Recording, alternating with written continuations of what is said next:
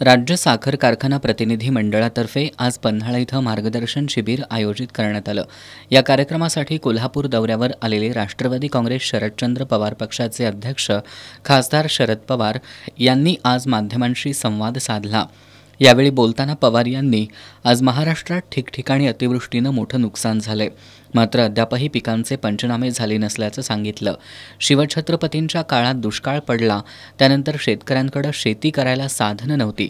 अशावेळी छत्रपती शिवाजी महाराज यांनी आपल्या संपत्तीमधील सोनं बाहेर काढून शेतकऱ्यांना मदत केली, असा दृष्टिकोन छत्रपती शिवाजी महाराजांचा होता।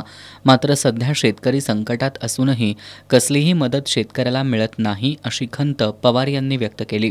दुसरीकडे छत्रपती शिवाजी महाराजांना अभिवादन करतानाचे मुख्यमंत्री देवेंद्र फडणवीस यांचे डिजिटल फलक झळकतायत। शेतकरी अडचणीत आहे, देवाभाऊंनी त्यांच्याकडे अधिक लक्ष द्यावं, असा सल्ला त्यांनी मुख्यमंत्री देवेंद्र फडणवीस यांना दिला। आज महाराष्ट्रात ठिकठिकाणी अतिवृष्टी आणि शेतीचं नुकसान, पिकाचं नुकसान हे दिसतंय। बघूया आता पंचनामे कधी करतायत, प्रत्यक्ष मदत कधी पोहोचते, या सगळ्याकडे। नरेंद्र मोदी यांचा 75वा वाढदिवस साजरा होत असताना देशासह देशाबाहेरील लोकांनी शुभेच्छा दिल्या। यामध्ये कोणतंही राजकारण न आणता सुसंस्कृत लोकांनी हे मान्य केलं पाहिजे। मोदींना 75व्या वर्षी राजकारणात निवृत्त व्हावे का, यावर मी फारसं बोलणार नाही, कारण मी 75 वर्षांनंतरही राजकारण करत आहे। कुणी निवृत्त व्हावे हा ज्याचा त्याचा प्रश्न आहे, असंही शरद पवार यांनी सांगितलं।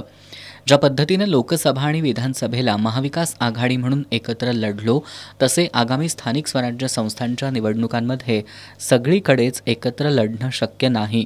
प्रत्येकाची बलस्थानं पाहून त्यावेळी निर्णय घ्यावे लागतील, अशी स्पष्ट भूमिकाही शरद पवार यांनी मांडली। मुंबईत उद्धव आणि राज ठाकरे एकत्र येत असतील तर ते चांगलंच आहे। मुंबई ठाणे इथं शिवसेना शक्तिशाली आहे, त्यामुळे त्याचा फायदा त्या दोघांनाही आणि महाविकास आघाडी म्हणून आम्हालाही होईल, असंही त्यांनी सांगितलं। मराठा समाजाचा ओबीसींच्या यादीत आपण समावेश केला नसल्याची टीका तुमच्यावर होते।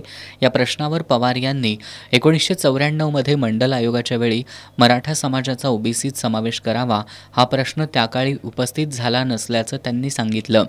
यावेळी छगन भुजबळ, गोपीनाथ मुंडे यांच्यासोबत बसून निर्णय घेतले, मात्र आता असे एकत्रित बसून निर्णय होत नसल्याकडे पवार यांनी लक्ष वेधलं। निवडणूक आयोगाच्या प्रक्रियेवर लोकांचा विश्वास राहिलेला नाही। एकाच वेळी संसद सोडून 300 खासदार निवडणूक आयोगाविरोधात रस्त्यावर उतरण्याची ही पहिलीच वेळ आहे, त्यामुळे आयोगानं विश्वासार्हता जपण्याची खबरदारी घ्यावी, असा सल्ला पवार यांनी दिला। मंत्री छगन भुजबळांचा मराठा समाजाला ओबीसीमधून आरक्षण देण्याला विरोध होत असल्याच्या मुद्द्यावर बोलताना त्यांनी मराठा आणि ओबीसी यांच्यामध्ये निर्माण होणारी कटुता आणि संघर्ष घातक असल्याचं त्यांनी सांगितलं। राज्य सरकारनं राज्यात सामाजिक ऐक्य प्रस्थापित करण्यासाठी पुढाकार घ्यावा। सरकारनं हाके किंवा कुणाच्या बोलण्याकडे लक्ष न देता सर्वांमध्ये सुसंवाद घडवून आणण्यासाठी प्रयत्न करायला हवेत, पण दुर्दैवानं तसं होत नसल्याचं पवार यांनी यावेळी सांगितलं। पत्रकार परिषदेला राष्ट्रवादी शरदचंद्र पवार पक्षाचे जिल्हाध्यक्ष व्ही पाटील, शहराध्यक्ष RK पोवार, बाजीराव खाडे, रामराजे कुपेकर, अनिल घाटगे आदी उपस्थित होते।